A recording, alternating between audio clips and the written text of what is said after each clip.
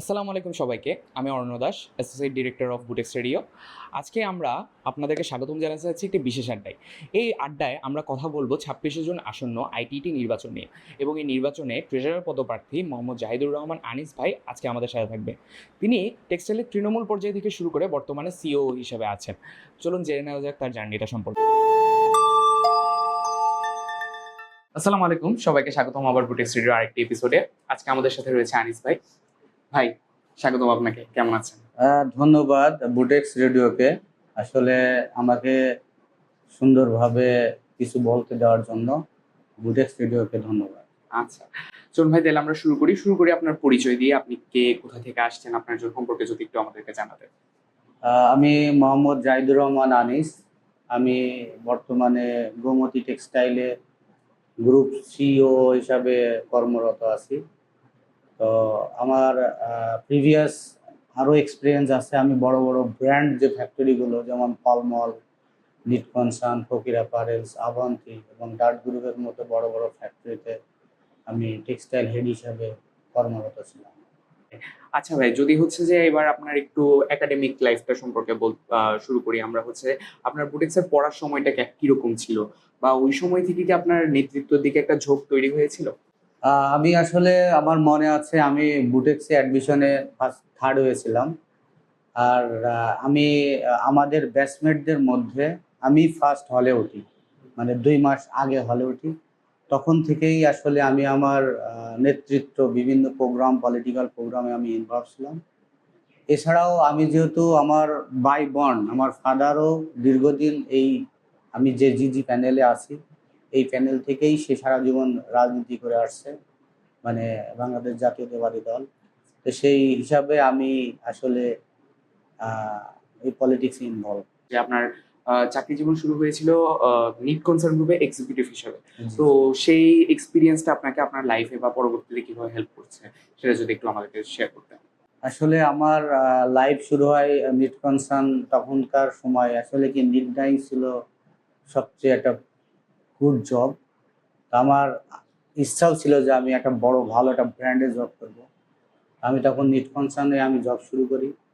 তো আমি আসলে বিভিন্ন ভাইদের কাছ থেকে জানতাম নিট ডাইংয়ে ফিউচার ক্যারিয়ার গড়তে গেলে কি করতে হয়। তো সেই ক্ষেত্রে আমি আমার সেই ডেস্টিনেশনের লক্ষ্যে আমি কাজ করেছি। এবং তখন এটা ছিল নারায়ণগঞ্জ জোন, এবং তখন থেকেই আমি নারায়ণগঞ্জ জোনের বিভিন্ন টুর্নামেন্ট, ফুটবল টুর্নামেন্টের ভালো অর্গানাইজার হিসাবে তখন আমি কাজ করেছি। এবং তখনও আমি অর্গানাইজারের সাথে সাথে ফুল কোষাধ্যক্ষর দায়িত্ব পালন করেছি এই নারায়ণগঞ্জ জোনে। ধন্যবাদ। আচ্ছা ভাই, আপনার জার্নিটা কিন্তু হচ্ছে যে মানে খুব দ্রুত গতি। আপনার আপনি হচ্ছেন যে হামস গ্রুপে dyeing manager, Fakir apparels, Dart group, RK group, এখন গোমতী গ্রুপে সিওও হিসেবে আছেন ভাই। আপনার এই জার্নির যে মানে এত দ্রুত ট্রানজিশনটা, এই ট্রানজিশনের সময়টার ভাই সবচেয়ে বড় চ্যালেঞ্জটা কি ছিল? আসলে আমি যখন নিটকনসান থেকে হ্যামসে যাই, হ্যামস থেকে আমার ডার্ট হলো হচ্ছে আমার লাইফের টার্নিং পয়েন্ট। তো আমার কাছে মনে হয়েছে ডার্টে যেসব বাইরের কাজ হতো তখন সবচেয়ে ওয়ার্ল্ড ক্লাস এবং ওয়ার্ল্ড ফেমাস বাইর। তো আমার চিন্তা ভাবনাই ছিল যে আমি যদি এইসব বাইরের কাজগুলো ভালো করে শিখতে পারি, তাহলে ভবিষ্যতে ক্যারিয়ারে আমার আসলে কোনো প্রতিবন্ধকতা হবে না। সেখান থেকে আমার লাইফে আসলে একটা টার্নিং চলে আসে।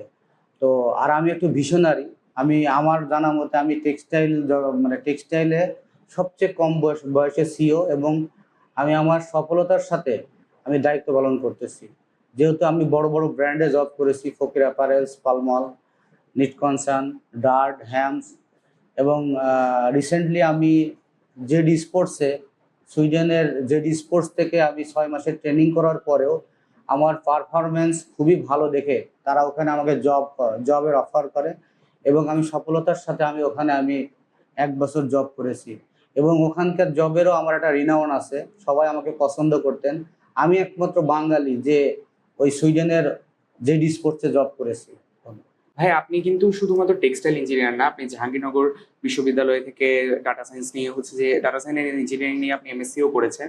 সেই কি বলছে, এই ডুয়েল স্কিলটা আপনাকে কিভাবে আপনার ক্যারিয়ারে হেল্প করেছে, বা আপনার গ্রোথে কিভাবে হেল্প করেছে যদি একটু বলেন? আসলে আমি যখন চিন্তা করে দেখলাম যে আমি একটা কোম্পানির সিইও, আমি এখানে আমার আমার কোম্পানির সব কিছু মানে এক কথায় আমাদের এমডি সাহেব, এখানে আমি বলতে পারেন আমি একটা গুড ট্রেজারার। আমি প্রতি বছর বছর যে লক্ষ লক্ষ কোটি টাকা আমি শিপমেন্ট করতেছি, ফুল টাকা তো আমার সিগনেচারে অথরাইজ জি জি। হচ্ছে। তো এখানে আমি বলতে পারবো যে আমি যেহেতু একটা কোম্পানির হাজার হাজার কোটি টাকা আমি নিজে অথরাইজ করতেছি, সেই ক্ষেত্রে আমার কাছে মনে হয়েছে যে আমি যদি আর একটু কুইক লার্নার হই, এই জন্য আমি চিন্তা করেছি যে ডাটা সায়েন্স আমি মাস্টার্স করেছি। এখান থেকে আমি এআই এর উপরে নলেজ নিয়েছি, মেশিন লার্নিং, ভিজুয়ালাইজেশন, এই যে এই জিনিসগুলো যে আমি প্রবাবিলিটি, এই জিনিসগুলো পড়ার মাধ্যমে আমি যখন দেখতেছি যে না, আমি যে কোনো জিনিস যখন আমাকে অ্যানালাইসিস করতে দেয়, আমি খুব কুইক এবং দ্রুত অ্যানালাইসিস করি, এবং আমার কম্পিউটার থেকে শুরু করে ডাটা বেসটা আরও স্ট্রং হয়েছে। আমি যে কোনো জিনিস শর্ট টাইমে ডাটা বেস করতে পারি এবং এআই এর মাধ্যমে আমি কুইক অ্যান্সার দিতে পারি। এই কারণে আমি মনে করি আজ গ্রুপ সিও হিসাবে আমি যদি এই শিক্ষাটা আমার ক্যারিয়ারের জন্য অনেক দরকার এবং উপযোগী মনে করছি। আচ্ছা ভাই, আপনি তো আপনার কনভারসেশনের মাঝখানে বললেন যে জেডি স্পোর্টসে আপনাকে আহ, একটা পোস্ট অফার করা হয়েছে বা চাকরি করার জন্য অফার করা হয়েছে। আপনার জেডি স্পোর্টে মানে 6 মাস তো ওখানে আপনি ছিলেন, আপনার এক্সপিরিয়েন্সটা কিরকম ছিল যদি শেয়ার করতেন? আসলে জেডি স্পোর্টস হচ্ছে ম্যানচেস্টারের একটা ব্র্যান্ড। নর্মালি এইসব জায়গায় সুইডিশরাই জব করেন। তার সাথে যারা যারা দীর্ঘদিন সুইডেনে থাকেন, বিভিন্ন দেশ তার্কির লোক জব করেন। তো আমি অ্যাজ এ বাঙালি হিসাবে তখন আমার প্রোফাইলটা অনেক রিচ ছিল। তারা দেখার পরে আমাকে ভাই ভাই কল করে, করার পরে আমাকে আসলে কি অ্যাজ এ বাঙালি হিসাবে খুব পছন্দ করে আমার ভাই ওটা দেখে। তো আমি ওখানে আসলে 6 মাসের ট্রেনিং করেছিলাম। ট্রেনিং দেখার পরে তারা আমার ডাটা বেস এবং কাজ দেখে তারা আমাকে জবের অফার করে। আমি ওখানে sales support and quality specialist হিসাবে আমি 1 বছর জব করি, এবং তার সাথে আমি ওখানকার একটা সংগঠন ছিল। ওই সংগঠনের আমাকে ফুল যে প্রোগ্রামগুলো হতো, প্রতি মাসে একটা করে প্রোগ্রাম হতো, ওই প্রোগ্রামের আমাকে ফুল ট্রেজারার হিসেবে দায়িত্ব পালন করেছি আমি সুইডেনের যে স্পোর্টস। তাহলে তো আপনার অনেক ভালো এক্সপিরিয়েন্স ছিল ভাই। এখন সুইডেন তো ছিল, সুইডেনের পাশাপাশি আপনি কিন্তু অনেক দেশে ঘুরেছেন। মালয়েশিয়া বলেন বা থাইল্যান্ড বলেন, ফ্রান্স, সিঙ্গাপুর, বিভিন্ন জার্মানি সহ বিভিন্ন দেশে আপনি ঘুরেছেন। এই দেশগুলোতে প্রায় 13টা দেশের মতো মনে হয় আপনার ঘোরা হয়েছে। এই 13টা দেশে বা এই দেশগুলোতে আপনার এক্সপিরিয়েন্স কি ছিল বা আপনার লার্নিং কি কি ছিল? আসলে আমি যে দেশগুলো ঘুরেছি, ইউরোপের বিভিন্ন দেশ, যেমন ফিনল্যান্ডে গিয়েছি, তারপর সুইডেন, জার্মানি, ইটালি, এবং নেক্সট মান্থে আমি এবার পর্তুগালেও যাচ্ছি। এগুলো দেশের ঘোরার অভিজ্ঞতা আসলে কি, আমরা যে ট্রেডে জব করি, তো সেখানে আসলে বিভিন্ন ধরনের সেমিনার থাকে, বিভিন্ন টেকনিক্যাল সেমিনার থাকে। যেই সেমিনারগুলোতে গেলে বা বিভিন্ন ইতমা থাকে, তো এই সেমিনারগুলোতে গেলে কি মানে নিজেকে শেখা যায়, নিজেকে প্রেজেন্টেবল করা যায়। আর বর্তমান টেক্সটাইল জগতে মানে যদি আমি ভালো মার্কেটার হইতে চাই, ভালো এন্টারপ্রেনার হইতে চাই, বা বিভিন্ন প্রফেশনাল গাইড দিতে চাই, সেই ক্ষেত্রে এইসব ট্রেনিংগুলো আমার কাছে মনে হয়েছে যে খুব গুরুত্বপূর্ণ। তাই আমি বিভিন্ন দেশে বিভিন্নভাবে ট্রেনিং নিয়েছি, যেন আমি আমার দেশকে, আমি আমার টেক্সটাইল কমিউনিটিকে ভালোভাবে সার্ভ করতে পারি। এরকম পার্সপেক্টিভ যে বিভিন্ন দেশে ঘুরে আপনার গ্রো করেছে বা আপনি হইতেছে প্রেজেন্টেবলি আমাদের কান্ট্রিকেও রিপ্রেজেন্ট করতেছেন, সেটার জন্য স্যার অনেক থ্যাংক ইউ আপনাকে।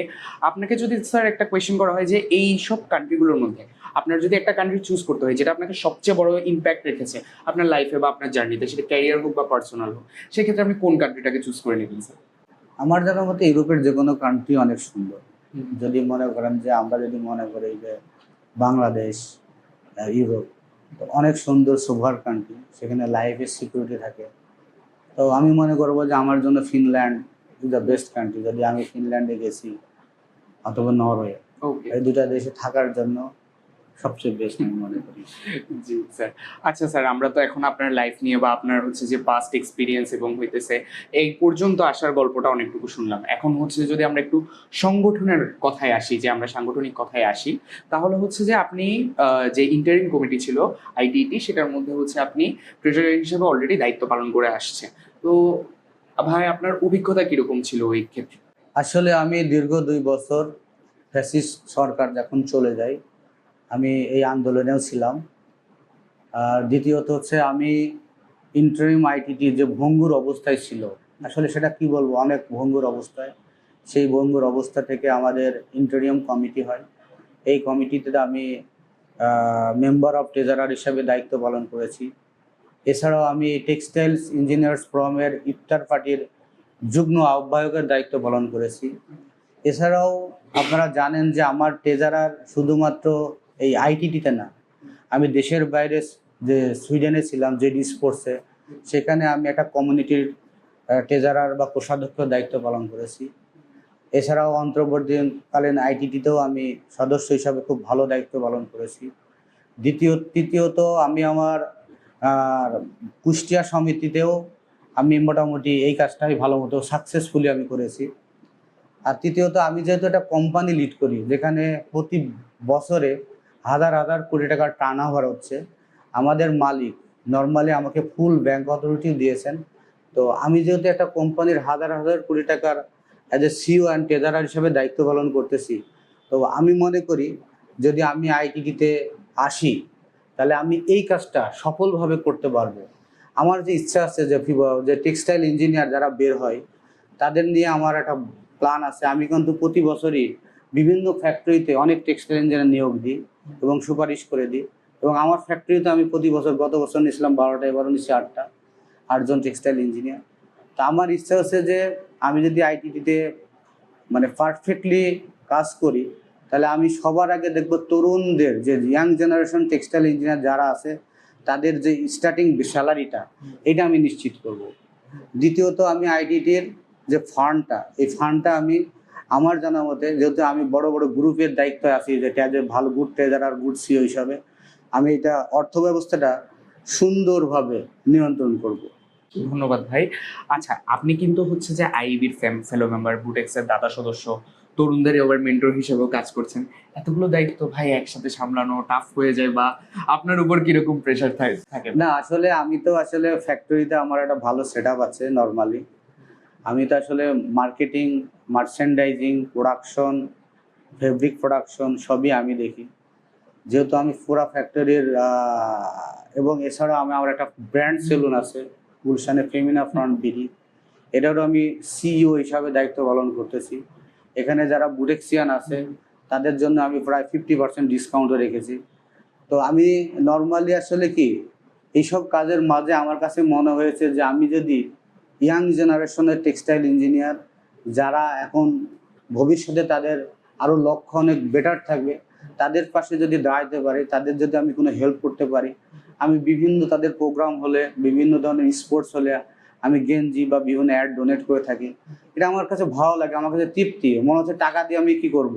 আসলে এটা দেওয়ার মাঝে যে একটা শান্তি, এটা আমি খেয়াল করছি এবং আমার ভালো লাগে, এই জন্যই আমি এগুলো করি নর্মাল। ধন্যবাদ আমাদের মানে বুটেক্সকে এইভাবে হচ্ছে যে এখনো আগলে রাখার জন্য, বা হচ্ছে যে এখনো সেই টানটা থাকার জন্য ভাই অসংখ্য ধন্যবাদ আপনার প্রতি। এখন যদি ভাই মানে কিছু কোয়েশ্চেনে আসি, যে যারা সচরাচর বড় পদে থাকে বা হচ্ছে যে বড় দায়িত্বের মধ্যে থাকে, তাদের জন্য সাংগঠনিক কাজগুলো করা বা সাংগঠনিক কাজগুলো তারা যদি নিয়ে থাকে, তাদের ক্ষেত্রে কিছুটা অবহেলা তৈরি হতে পারে, এমন একটা ধারণা আপনার পোষণ করে, বিভিন্ন মানুষ পোষণ করে, বা এমন একটা ধারণা সমাজের মধ্যে রয়েছে। এখন এই ক্ষেত্রে আপনার মতামত কি, বা আপনি এই জিনিসটাকে কিভাবে ভাঙতে পারবেন, বা আপনি হচ্ছে এই জিনিসটাকে কিভাবে চ্যালেঞ্জ হিসেবে দেখেন? তোমরা দেখো যে আমি কিন্তু প্রোডাকশনের জব করেছি। আমি আসলে মার্কেটিং বলো, মার্চেন্ডাইজিং বলো, প্রোডাকশন বলো, সব ধরনের জব করেছি। আমার নর্মালি এইসব পিপুলদের সাথে আমার আত্মার সম্পর্ক, যারা প্রোডাকশন, মার্কেটিং, মার্চেন্ডাইজিং, আমি মনে করি যে এটা আমার ডাই হার্টেড আত্মা। তো আমি চিন্তা করেছি যে এইসব পিপুলদের সাথে, যারা নর্মালি কিন্তু প্রোডাকশন পিপুল যারা থাকে তারা আইটিটিতে নর্মালি কম আসে। নর্মালি এই বছরটাতে আমরা 4-5 জন লোক এই প্রোডাকশন থেকে এসেছি। তো আমাদের চিন্তা ভাবনা আছে যে আমাদের কিছু দেওয়ার, যে আমরা আমরা যারা এই নারায়ণগঞ্জ জোন, গাজীপুর জোন, বিভিন্ন জোনে যারা প্রোডাকশন পিপল, মার্কেটিং, মার্চেন্ডাইজিং যারাই আছে, তাদেরকে পাশে নিয়ে তাদের কল্যাণের জন্য, ভালোর জন্য, সার্ভিসের জন্য আমি সময় দিতে পারবো বলে মনে করি। পরবর্তী প্রশ্নটা আসি তাহলে। টেন্ডারার হিসাবে আইটিটির আর্থিক স্বচ্ছতা ব্যাপারটা নিয়ে কিন্তু অনেক প্রশ্ন রয়েছে। এই ক্ষেত্রে আপনার মতামত কি, বা আপনি হচ্ছে যে এই জিনিসটাকে কিভাবে, এই স্বচ্ছতাটাকে অ্যাজ এ ট্রেজারার হিসাবে আপনি এই স্বচ্ছতাটাকে কিভাবে মেনটেন করবেন? আমার প্রথম কাজই হবে যে যেহেতু ট্রেজারার, বা আমি এটা আমার প্রিভিয়াস 3 জায়গার এক্সপিরিয়েন্স আছে, তো আমি মনে করি যে ট্রেজারার হিসাবে আমি যদি হই, আমি অর্থ ব্যবস্থাকে সুষ্ঠুভাবে পরিচালনা করব। এবং প্রতিদিনের, যেহেতু আমি ডাটা সায়েন্স ইঞ্জিনিয়ারিংয়ে পড়ছি, এটা আমার কম্পিউটার বেজের একটা আপডেট থাকবে এবং প্রতিটা স্লিপের এগেনস্টে একটা সফটওয়্যার বেজ আমি করে রাখবো এবং দুস্থ মানুষদের জন্য সেবা করার জন্য আমি একটা কল্যাণ ফান্ড তৈরি করার ব্যবস্থা করব। যারা young generation textile engineer job পাচ্ছে না, তাদের ক্ষেত্রেও যদি কোনো সহায়তা থাকে, এটার ব্যাপারে আমি আমার ম্যানেজমেন্টকে বলব। তৃতীয়ত, যারা জব ক্ষেত্রে অনেক সিনিয়র টেক্সটাইল ইঞ্জিনিয়ার যারা আছে, তাদের অনেকজন জব নাই, তাদের ক্ষেত্রে একটা কল্যাণ ট্রাস্ট তৈরি করব। তারা বিভিন্নভাবে যদি জব না থাকে, তারা যেন বিদেশিদের মতো, যেমন সুইডেন ডেনমার্কে যেটা আছে, তারা যদি জব না থাকে, তারা যেন আইটি থেকে তারা একটা ফান্ড কালেকশন করে চলবে, এরকম একটা ব্যবস্থা করবে। এবং আমার সবচেয়ে স্বপ্ন যে আইটিতে কোনো বিল্ডিং নাই, দীর্ঘ 43 বছর ধরে আইটিতে কোনো বিল্ডিং নাই। আমাদের স্বপ্ন একটাই, অ্যাটলিস্ট আমরা যদি জয়ী হই, আমাদের এই সময়ে আমরা এই 2 বছরের সময় আমরা অ্যাটলিস্ট দোতলা বিল্ডিং করবো ইনশাল্লাহ বলে মনে করি। যেহেতু 26 জুন আমাদের আপনার আইটিটি নির্বাচন, তো এই নির্বাচনে যদি আপনি জয়ী হন, তাহলে আপনার জয়ী হওয়ার পর পরবর্তীতে আপনার প্রথম 3টা প্রাধান্য কি থাকবে? কোন 3টা বিষয়ের উপর আপনি আগে কাজ করতে চান? আমার এই প্রথম কাজটা হবে যে আমার আইটিটির অর্থ ব্যবস্থাকে সচ্ছলতা করা, কিভাবে ফান্ড আরও কালেকশন করা। কারণ আমাদের আইটিতে যে ফান্ড দেয়, আমরা আসলে যারা টেক্সটাইল ইঞ্জিনিয়ার, তারা কিন্তু সবাই কিন্তু ভালো জব করি। বুয়েট থেকেও আমরা মনে করি যে বুয়েট বা অন্যান্য ডিপার্টমেন্ট থেকে আর এই টেক্সটাইল ইঞ্জিনিয়ার যারা, তারা কিন্তু হেলদি আমাদের স্যালারি হয়। তো আমি চিন্তা করব যে সবার প্রথমে এই ট্রানজ্যাকশনটা কিভাবে বাড়ায় একটা হেলদি অ্যামাউন্ট তৈরি করা যায়, এটা আমার ফার্স্ট কাজ। দ্বিতীয় কাজ হবে আমার তরুণদের নিয়ে, এই তরুণদের জব ফ্যাসিলিটিটা কিভাবে ইমপ্রুভ করা যায় এবং তাদের স্যালারি স্ট্রাকচারটা একটা স্ট্যান্ডার্ড লেভেল প্রতিটা ফ্যাক্টরির থাকবে, এইটা আমার দ্বিতীয় কাজ। আর তৃতীয় কাজ হচ্ছে আমার থাকবে যে যারা এই ভবন তৈরি করার বিষয়টা, এটা আমার তৃতীয় কাজ। চতুর্থ কাজ হচ্ছে যারা দুস্থ টেক্সটাইল ইঞ্জিনিয়ার, তাদের পাশে বিপদে আপদে আমার থাকা, এটাই আমার দায়িত্ব। মানে প্ল্যানগুলো শুনে অনেক ভালো লাগলো যে আপনার ভিশন এবং হইতেছে আপনার হচ্ছে যে আইটিটির প্রতি বা আমাদের টেক্সটাইল ইঞ্জিনিয়ারদের প্রতি আপনার যে দায়িত্ববোধ বা যে হচ্ছে ভালোবাসাটা, সেই জায়গা থেকে আপনি কিভাবে কাজ করতেছেন, আপনার প্রত্যেকটা আনসারে সেই জিনিসটা ফুটে ওঠে। এখন যে সংগঠনের নির্বাচন নিয়ে আমরা এত বহুল প্রতীক্ষায় আছি, সেই সংগঠন আইটিটিকে আপনি 5 বছর পর কি অবস্থায় দেখতে চান, বা আপনি তার কি কি উন্নতি দেখতে চান, বা তার কাঠামোটা কিরকম হবে সে সময়, আপনার মানে তার ভিজুয়ালাইজেশনটা যদি আমাদেরকে একটু বলতেন। যেহেতু আমি হচ্ছে জাতীয়তাবাদী দল জিজি প্যালানের একজন একনিষ্ঠ কর্মী, আমার যারা সামনের যে president candidate engineer Enayet Hossain, সে আসলে একটা সত্য কথা বলতে আমার দেখা মতে ডাইনামিক লিডার। আগের 13 বছরে নির্বাচন হয় নাই, এরপরেও উনি সকল দল মত নির্বিশেষে তিনি কিন্তু সবাইকে একটা প্ল্যাটফর্মে নিয়ে আসছেন। এই যে তার একটা অ্যাচিভমেন্ট বা স্পৃহা, এটা কিন্তু আগে ছিল না। তো তার যেহেতু এরকম স্পৃহা আছে, আমাদের 7-8 জনকে যে সে সিলেক্ট করেছেন, তো তার কিন্তু ডাইনামিক লিডারশিপ, আমি মনে করি যে এই টেক্সটাইল ক্ষেত্রে তার একটা স্বপ্ন বা আমাদের যে স্বপ্ন যে সবাই দেখতে পারবে যে আইটিটি ভবন বড় করে লেখা থাকবে, এই যে স্বপ্ন, আমি এই স্বপ্ন নিয়ে আসি। এই স্বপ্নটা আমি দেখবো যে আইটিটি ভবন, সেখানে বিভিন্ন হাসপাতাল হবে, সেখানে বিভিন্ন খেলাধুলার ব্যবস্থা থাকবে, বিভিন্ন অডিটোরিয়াম থাকবে, দুস্থ মানুষদের সেবা হবে, ইয়াং জেনারেশনের টেক্সটাইল ইঞ্জিনিয়াররা ওখানে যা মানে কাজ করবে, এটাই আমার স্বপ্ন।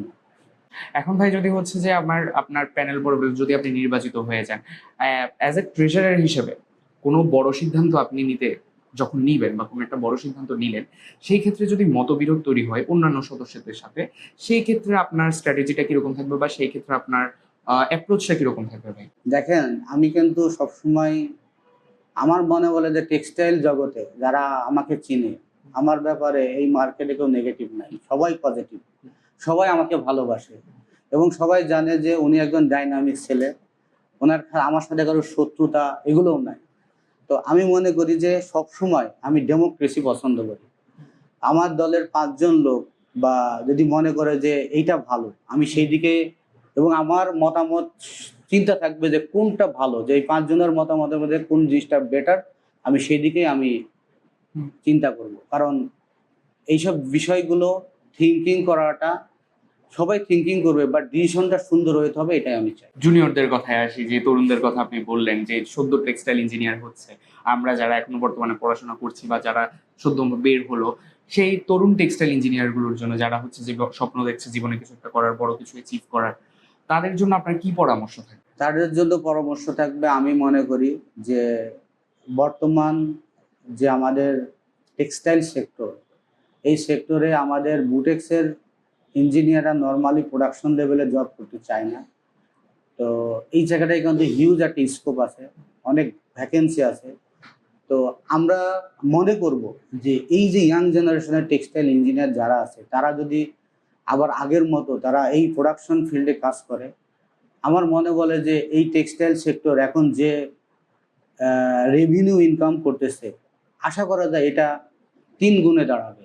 কারণ আমি জানি যে ইয়াং জেনারেশনের টেক্সটাইল ইঞ্জিনিয়ার যারা, তাদের ব্রেন অনেক শার্প, তারা বর্তমানে এআই নিয়ে কাজ করতেছে, বিভিন্ন রকমের প্রযুক্তি দেশ বিদেশে তারা বিভিন্ন নলেজ গ্যাদার করতেছে, ফেসবুক, ইনস্টাগ্রাম, বিভিন্ন ইয়ার মাধ্যমে। তো তাদের ফিউচারটা অনেক ব্রাইট। তারা যদি বিশেষ করে বাংলাদেশের যে টেক্সটাইল সেক্টর, সেই সেক্টরে যদি ডিরেক্টলি আরও ভালোভাবে ইনভলভ হয়, চাকরিতে বিভিন্ন অপরচুনিটি তৈরি হয়, তাহলে আমার মনে বলে যে বাংলাদেশের যে রেভিনিউটা, এটা 3 গুণ বা 5 গুণও হতে পারে।